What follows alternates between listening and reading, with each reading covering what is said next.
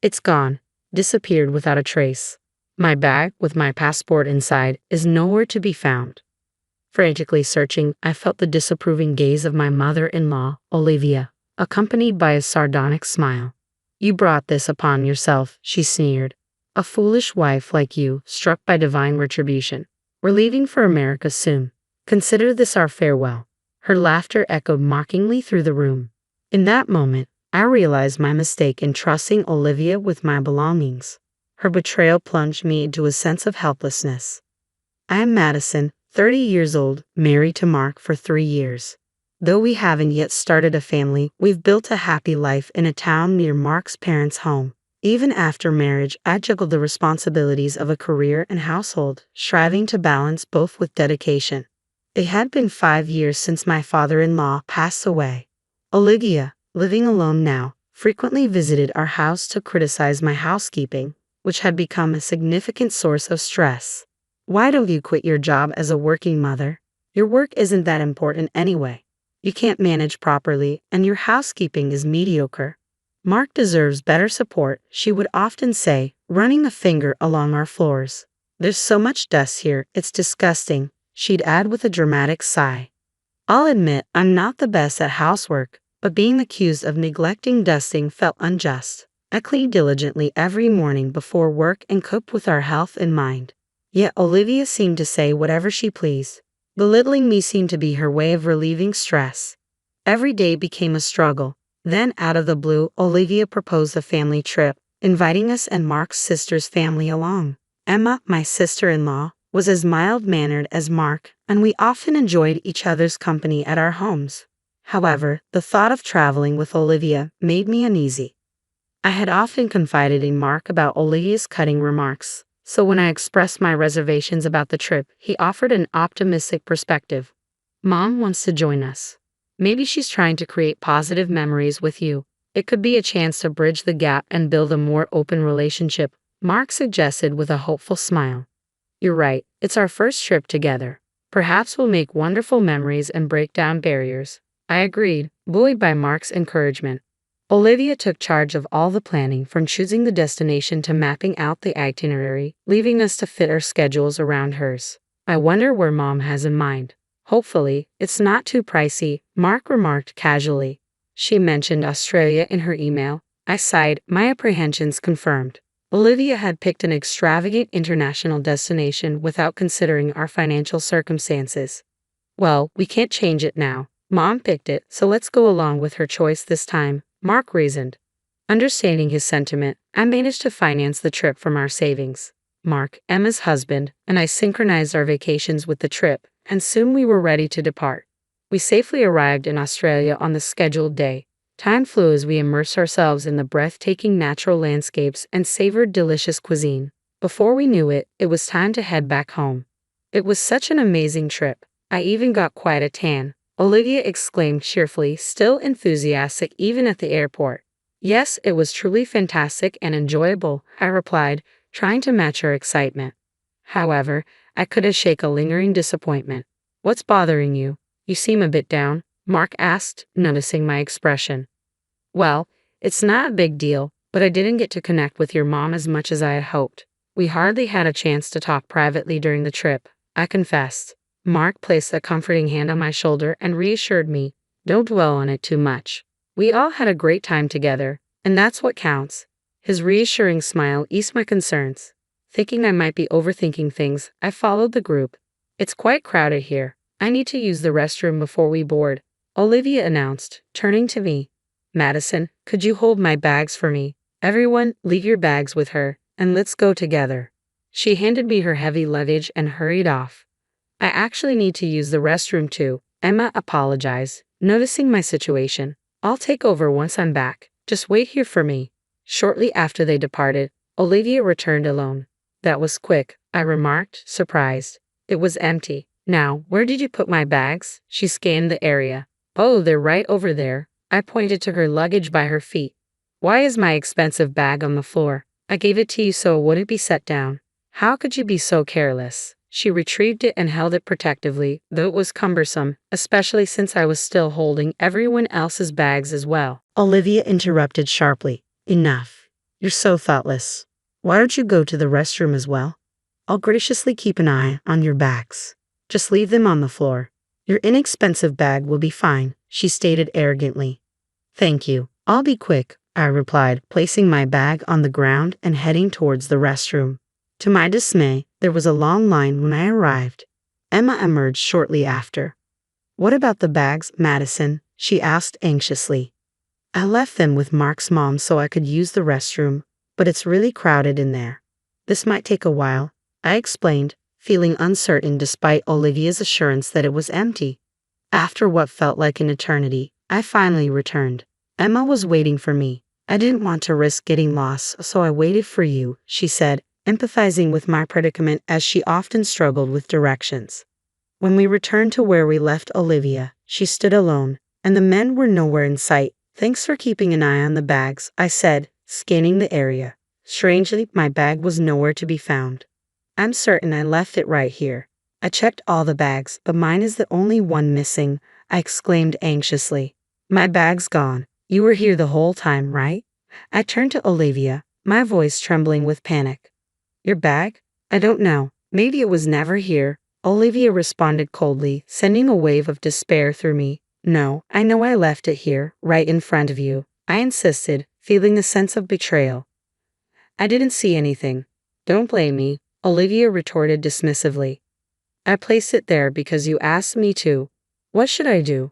My passport was in that bag. I cried out in distress, my mind racing. Olivia sneered at me, her smile dripping with sarcasm. Maybe this is karma for how you treated my bag, tossing it on the floor. A lousy wife like you deserves to suffer the consequences and stay behind in America. I don't have time to deal with this. You're on your own. We're leaving without you, she declared callously. Goodbye, Olivia laughed mockingly, filling me with anger at her callous words. This wasn't just my problem. My bag held everyone's passports. Without it, none of us could return to America. Olivia's expression froze in disbelief. What? Why do you have everyone's passports? She grabbed my arm, her voice rising in alarm. Emma, who had been listening intently, stepped in to clarify.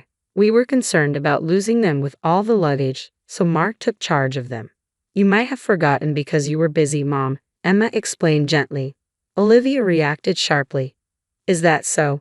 I must have been distracted and forgot. But why were the passports with you and not Mark? That's odd, she accused, her tone accusatory. Mark had too much to carry, so I've been holding on to them since we left the hotel, I explained calmly. Olivia's temples pulsed visibly as she exclaimed, Why did you mention something so important? I had no idea your bag contained everyone's passports. I would have kept a closer watch if I had known. I struggled to believe her words. What do you mean? You took your eyes off my bag earlier. If you didn't know about the passports, was my bag stolen? Emma, looking pale and alarmed, confronted Olivia. Mom, please explain. Was Madison's bag really stolen? I have no idea if it was stolen. It was simply gone when I noticed, Olivia retorted coldly, stating with her arms crossed, unapologetic. I can't believe this. It's so irresponsible. Just then, Mark and the others returned, noticing our distressed expressions. What's wrong? Is everything okay? Mark asked, his concern evident. I quickly recounted the situation, and Mark sighed deeply, casting a disappointed glance at Olivia. This is serious. We need to search for the bag immediately. Mark and I shared a confirming glance. I left it right here, Olivia. You specifically asked me to place it here. I gestured towards the corner where all our luggage had been placed. It only took us about 15 minutes to return from the restroom. It must have been taken during that brief window. Olivia, where were you? I asked, noticing her arms crossed defensively. I was right here the whole time, keeping an eye on the bags, Olivia replied firmly. I wouldn't have wandered off, especially with everyone's important luggage. But your bag was on the edge, out of my direct line of sight. I'm only human. I can't be perfect, Olivia said, turning away. Let's file a theft report and check the surveillance cameras. The thief might still be nearby. We should act fast. Mark began to approach airport personnel, but Olivia grabbed his arm.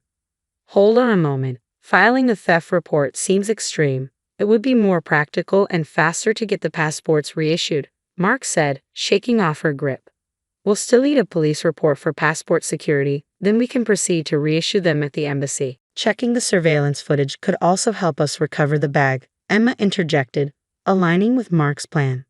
That's right, Mark. We should move quickly, Olivia countered defensively. This is all her fault. She should take charge of finding the thief herself. Police involvement is unnecessary when she can handle it. She grew increasingly furious, launching into a tirade. Emma swiftly interjected, That's not fair. Madison didn't cause this. Mom, you should admit you didn't watch the bags properly. Don't blame her. Emma spoke up on my behalf, voicing what I had wanted to say to Olivia. Mark, showing his support, placed a reassuring hand on my shoulder. Madison won't be searching alone, Mom. Why are you so against filing a theft report? Olivia appeared unsettled. It's not that. I've never dealt with the police before, so I'm hesitant. I'd rather handle it ourselves if possible. All right, I'll join in the search too. Let's split up and look around, Olivia asserted, attempting to redirect the conversation towards finding the thief. Just then, a young man approached Olivia. Ah, there you are. I've been looking for you, he exclaimed.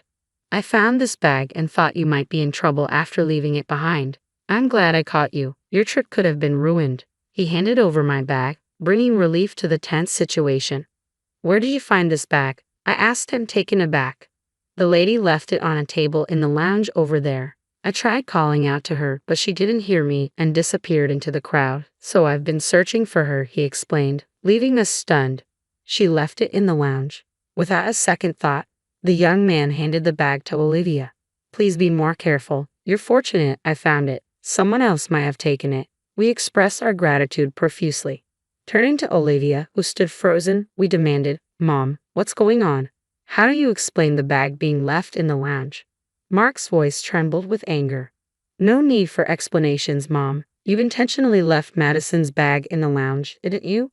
And you weren't keeping an eye on any of our luggage either. She wasn't lying about any of this. It's unbelievable that you would treat Madison this way, leaving her bag in a distant lounge. You were trying to avoid the security cameras because you knew they would reveal what happened, Emma said, looking at Olivia with clear disdain. I quickly checked the bag's contents, passports, wallets, and mobile phones, all safe. We were incredibly fortunate that such a kind person found it. Relieved yet seething with anger, I turned to confront Olivia. How could you do this, Olivia? Why would you behave like that? I demanded, my frustration palpable. Olivia responded, unrepentant. Well, she threw my precious bag on the floor, and I was upset. I'm not the villain here. Who would have guessed that this shabby bag held everyone's passports? It was a moment of frustration in the lounge. I didn't leave your luggage unattended, so don't misinterpret it. Olivia defended herself defensively. That's enough. Mark interjected loudly. What do you think of Madison? I've always known how hard you've been on her since we got married. I kept hoping you'd change, but I was wrong. I failed to understand her pain. I'm sorry, Madison, Mark apologized sincerely, his words bringing tears to my eyes. Mark turned resolutely to Olivia. Mom, deliberately mishandling someone else's property is akin to theft, whether you realize it or not. Reviewing the surveillance footage will reveal what happened, he stated firmly. Olivia was visibly stunned by Mark's words. Wait, Mark, you're not seriously considering involving the police, are you? We're family, and Madison is your wife, even if only through marriage. There's no crime in a mother taking her daughter's bag, Olivia pleaded, looking at Mark with desperation. Mark's face hardened as he responded bitterly. That reasoning is absurd, Mom. Your first step should be apologizing to Madison, not trying to avoid responsibility. Using our family bond as an excuse is embarrassing for a mother. We won't report this to the police, but we're severing ties with you. Don't show your face to Madison or me again. We'll be taking a different flight home, Mark declared firmly, taking my hand in a show of support. Please, Mark, hold on. This is too sudden. I can't accept this. Give me a chance to apologize and make amends. I'm begging you, Olivia pleaded desperately, her voice tinged with remorse. Olivia clung to Mark's feet, trying to stop him. But Mark, this is disgraceful. Please stop. Emma intervened, pulling Olivia away. With tears streaming down her face, Emma and her husband escorted Olivia away, leaving Mark and me alone. Are you sure about this, Mark? Cutting ties with your mom? I asked, concerned. It's necessary. You're the most important person in my life. I should have protected you better. He replied, embracing me warmly. We managed to book a different flight home. returning to our normal lives without Olivia. Emma also decided to distance herself from her mother. We moved far away from Mark's family home, completely severing ties with Olivia. It seemed Emma had also chosen to keep her distance. 6 months after our trip to Australia, I discovered I was pregnant. Olivia would never know or meet this child. In our peaceful new town, free from Olivia's influence, we look forward to our future. My only wish is for Mark, our baby, and me to live happily together.